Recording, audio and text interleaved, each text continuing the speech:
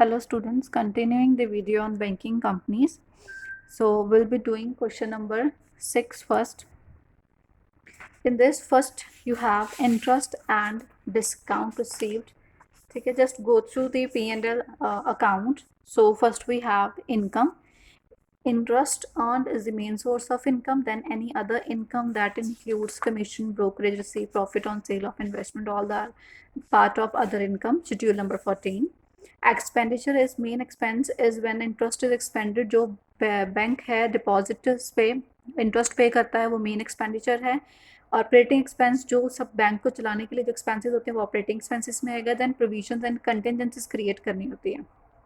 ठीक है, सो मैं शेड्यूल नंबर बोली जाऊंगी आपको साथ साथ. फर्स्ट है इंटरेस्ट एंड डिस्काउंट रिसीव्ड जो हमें मिल रहा है, it comes under schedule number 13. Then interest paid on deposit, हमें पता है ये हमारा एक्सपेंस है, मेन पे करें, it comes under schedule number 15. जो कैपिटल है वो हमारी बैलेंस शीट में जाएगी, इसमें हमने बैलेंस शीट नहीं बनानी, सो इसको हमने इग्नोर करना है. ठीक है, ये हम सिर्फ इंटरिम डिविडेंड कैलकुलेट करने के लिए यूज़ करते हैं. कमीशन एंड एक्सचेंज, ठीक है, ये अदर इनकम में आता है, schedule number 14. Rent received, schedule number 14. Profit on sale of investment, other income. Salaries जो हमारा ऑपरेटिंग एक्सपेंस है. Rent paid, stationery, postage, audit fee, depreciation on plant bank property, ये सारा these are all part of operating expenses, that is schedule number 16. Director fees, preliminary expenses, ये सारा उसका part है. इसमें करेक्शन है, जो डायरेक्टर फीस है वो 34 नहीं है, 24 है.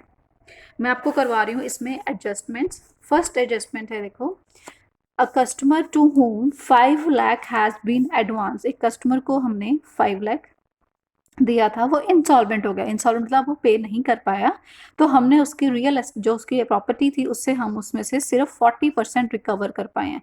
सो what we need to create the contingent provision for 60% of his property.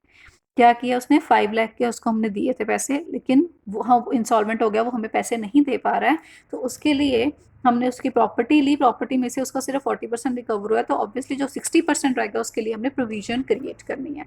सो कितनी प्रोविजन क्रिएट होगी, प्रोविजन एंड कंटिजेंसी में 5 लाख का 60% that is 3 lakh. So first adjustment क्या होगी हमारी, कि हमने 5 लाख का 60% की प्रोविजन क्रिएट करनी है. सेकेंड आता है provision for bad and doubtful debt necessary 1 lakh. So bad and doubtful debt के लिए हमें प्रोविजन क्रिएट करनी है ₹1 लाख, टोटल हो गई ये 4 lakh.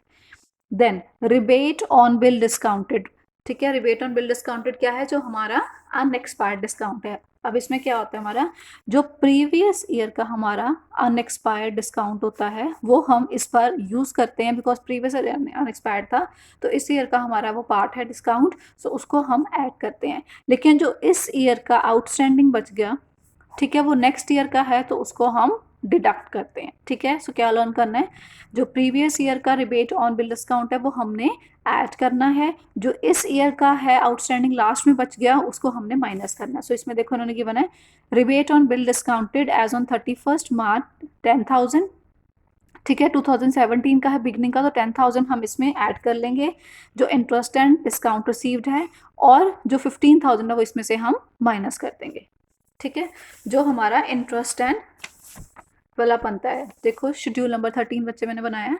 Interest discount received they have given 4060, उसमें हमने 10 जो है 10,000 वो हमने ऐड कर दिया, और जो 15,000 है वो हमने माइनस कर दिया. ठीक है, देन नेक्स्ट एडजस्टमेंट आती है हमारी इसमें, provide 7 lakh for income tax. Income tax के लिए हमने क्रिएट करनी है प्रोविजन. ठीक है, तो सेम जो हमारा प्रोविजंस का पार्ट आ रहा था, देखो 3 लाख प्रोविजंस क्या क्या थी हमारी. फर्स्ट पॉइंट प्रोविजन था 60% of 5 lakh, that is 3 lakh. 1 lakh bad debts के लिए, 7 लाख हमारे टैक्स के लिए प्रोविजन क्रिएट हो जाएगी. टोटल हमारी प्रोविजन क्रिएट हो जाएगी 1100.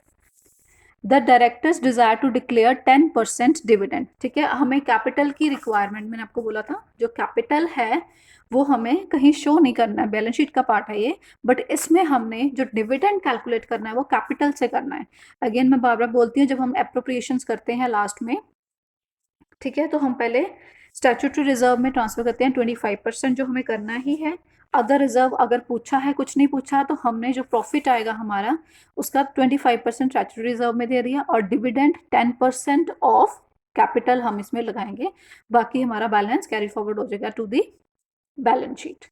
ठीक है, उसके बाद हमारा नेक्स्ट क्वेश्चन है 8th क्वेश्चन। 8th क्वेश्चन में कुछ नहीं है, बस 13 एंड 14 शेड्यूल बनाना है। Interest earned and other income. So interest से जो इनकम आ रही है हमारी, इंटरेस्ट एंड डिस्काउंट हमें बताइए 13 शेड्यूल में आएगी। Interest on balance with RBI, interest on investment, these are 3 main parts. अगर आप शेड्यूल देखोगे दोबारा से, यही 3 मेन पार्ट हैं इसके शेड्यूल के। So we are very clear कि interest and discount received, interest on balance with RBI के जो पास बैलेंस है उसमें से रिसीव होता है, इंटरेस्ट ऑन इन्वेस्टमेंट, ये हमारे 13 शेड्यूल में आएंगे, एक्सेप्ट दैट बाकी सारे हमारे अदर इनकम है। लेकिन अदर इनकम में profit on exchange transaction add होएगा, और जो लॉस है ऑन सेल ऑफ इन्वेस्टमेंट वो माइनस होएगा। Profit on sale of investment add होएगा, कमीशन एक्सचेंज ऐड होएगा, profit on sale of land भी हमारा ऐड होएगा। Thank you.